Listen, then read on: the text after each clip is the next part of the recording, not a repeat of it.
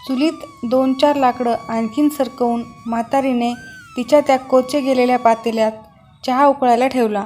उकळत राहणाऱ्या चहाप्रमाणेच म्हातारीचं मनही आतून आतून ढवळून निघत होतं. 3 दिशेला गेलेली तिचे 3 पोर, त्यातला धाकला तिला सोडायचा नाही, पण सगळ्यात मोठा आणि मधला गेले होते सोडून. पण आज खूप वर्षांनी तिचा मोठा साहेब झालेला पोरगा आज घरी येणार होता. खरं म्हणजे पोटचा गोळा घरी येणार म्हणून म्हातारी खूप आनंदात होती, पण मनातून धास्तवली. त्याचं कारणही तसंच होतं म्हणा. जमीन जुमला शेतीवाडीचं काय ते निपटून टाकायचे म्हणून हे पोरगं वस्तीवर येणार होतं असं तिला वाटलं. धाकला बोलला होता. धाकला बाकी समजूतदार थोरणी निघाला. नाहीतर ह्या दोघांनी तर म्हातारीला कित्येक वर्ष विचारलं देखील नाही.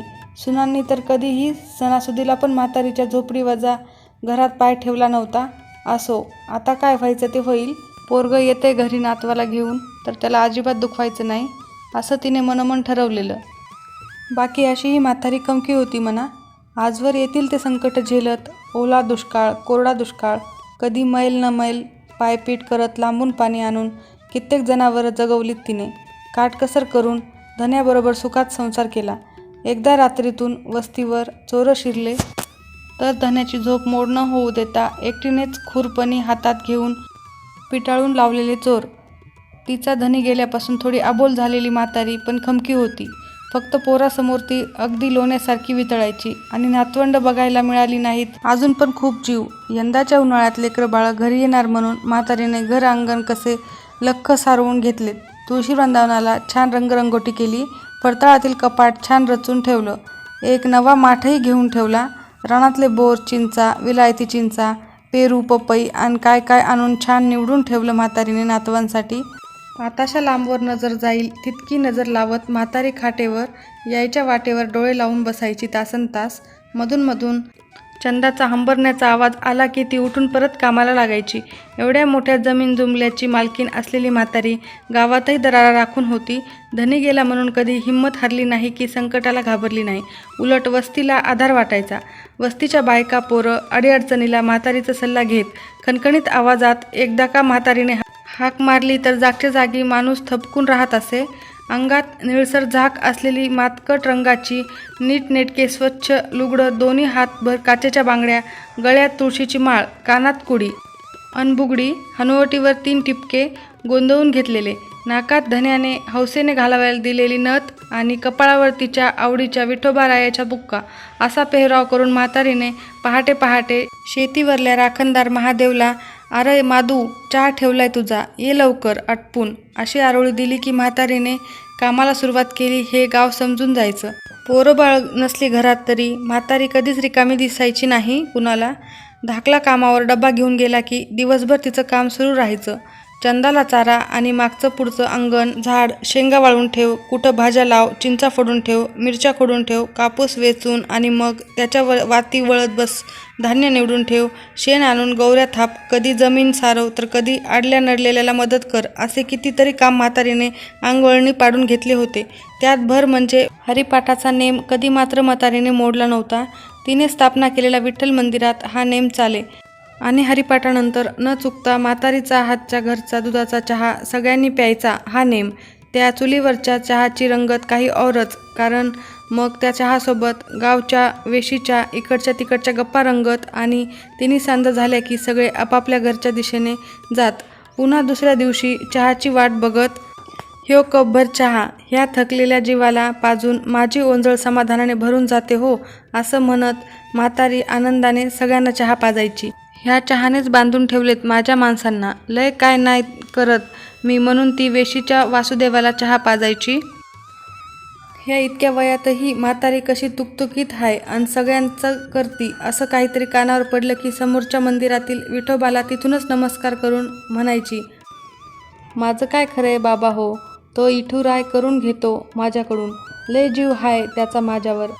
माणसापरीस कधी भक्तासंग बेईमानी नाही की धोका नाही. विठ्ठलाचा म्हातारीवर जीव होता तसा तिचाही विठ्ठलावर भारी जीव. जीव ओतून ती त्या एकसंग काळ्या पाषाणाला मनापासून पूजायची. सणासुदीला काही गोडधोड केले की पहिलं नैवेद्य तिच्या विठुरायाला दिल्याशिवाय ती पाणी देखील प्यायची नाही. थंडी असो, वारा असो की ऊन असो, तिच्या विठ्ठलाची ती खूप काळजी घ्यायची. त्याच्यापाशी मन मोकळं करत गप्पा मारायची. काही अडलं नडलं तर विठ्ठलाशी एकरूप होऊन बोलायची तासनतास. भूपाळीला, काकड, आरतीला तर लोकांना सांगायची, बघा माझ्या इठुराया कसा बोलतो माझ्याशी. म्हणतो माणसानं माणसाशी माणूस वागावं, अडल्या नडलेल्याला मदत करावी, आंधळ्याचा डोळा बनावं, लंगड्याचा पाय बनावं, मदतीला धावून जावे, कुणाची तरी काठी होऊन जगावे. लोकांनाही मग खरं वाटायचं म्हातारीचं. ते म्हणत, लई भाग्यवान बघा म्हातारी, विठोबा प्रत्यक्ष बोलतो तिच्याशी. एके दिवशी पावसाळ्यात गावच्या नदीला पूर येतोय हे कळाल्याबरोबर म्हातारी दिवसभर विठुरायाच्या पायाजवळ जाऊन बसली. म्हणाली, माझ्या भोळ्या इठुराया, गावाला पूर आला तर मी काही इथनं हलत नाही. मरेस्तोवर तुझ्या संगे राहिली तर राहिली, नाही तर जाईल. तूच आता जे करशील ते खरं. तसा तो पूर रात्रीतून आला तसा ओसरलाही. म्हातारीने मात्र अश्रूच्या पुरावाटे तिच्या त्या लाडक्या इठुरायाला न्हाऊन घातलेलं आठवतंय. आज तो दिवस आला आणि म्हातारीला लांबूनच तिचा साहेब पोरगा, सुनबाई अन 3 वर्षाचा नातू दिसला. तशी म्हातारीची लगबग सुरू झाली. पोरगं भेटल्याचा आनंदापेक्षा नातू भेटल्याचा आभाळभर आनंद म्हातारीच्या त्या इवल्याशा झोपडीत काही मावत नव्हता. आल्या आल्या तिने लेकाला सुनाला पोटभर जेवू घातले, पण तिचा आनंद फार काळ टिकला नाही. साहेब पोरगा म्हणत होता की आता ये जमीन जुमला शेतीवाडी विकायला हवी.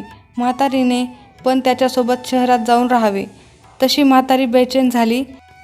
अरे पण का म्हणून असं करायला लागतं ते तर सांग बाबा. तसं सुनबाई बोलली. तुमच्या नातवासाठीच. तशी बिचकून म्हातारीने बाहेर खेळणाऱ्या नातवाकडे बघितलं. आई, त्यो बोलत नाही ग जन्मापासून. आजवर एकही शब्द बोलला नाही तो. त्याला उपचार करण्यासाठीच पैसे हवेत म्हणून हे जमीन जुमला. तसं त्याचं बोलणं अर्धवट सोडून म्हातारी उठली आणि नातवाला कडेवर घेऊन ती झपझप पावलं टाकत विठोबाच्या देवळात गेली. त्याच्या पायावर नेऊन ठेवलं ते पोरगं आणि म्हणाली, तूच म्हणतोस नवं, माणसानं माणसाची माणूस म्हणून बनवून वागावं, आंधळ्याचा डोळा बनावं, लंगड्याचा पाय बनावं. मग आता र माझ्या बाळाला का र असं ठेवलंयस? असं म्हणत परत घरात येऊन रात्रभर जागून काढलेली तिने. पहाटे पहाटे म्हातारी उठली आणि सवयीने तिने तिच्या लाडक्या इठुरायाला नमस्कार घातला आणि त्याच कोचा गेलेल्या पातेल्यात चहा उकळायला ठेवला. तसा तिचा नातू डोळे चोळत समोर येऊन उभी राहिला आणि पातेल्याकडे बोट दाखवत बोलला, चहा दे न. तशी म्हातारीच्या डोळ्यातून घळाघळा अश्रू व्हायला लागले. आहे त्याच जागी तिने भक्तिभावाने विठुरायाला नमस्कार केला. पण त्यानंतर म्हातारी कधीच विठ्ठलाशी बोलू शकली नाही, कारण तिचा विठ्ठल आता कायमचा मुक्का झाला होता. कोणतेही संकट असो, देव धावून येतोच आणि त्या संकटातून मुक्त करतो. फक्त आपला भक्तिभाव कायमचा असला पाहिजे. विठ्ठल विठ्ठल जय हरी विठ्ठल. धन्यवाद.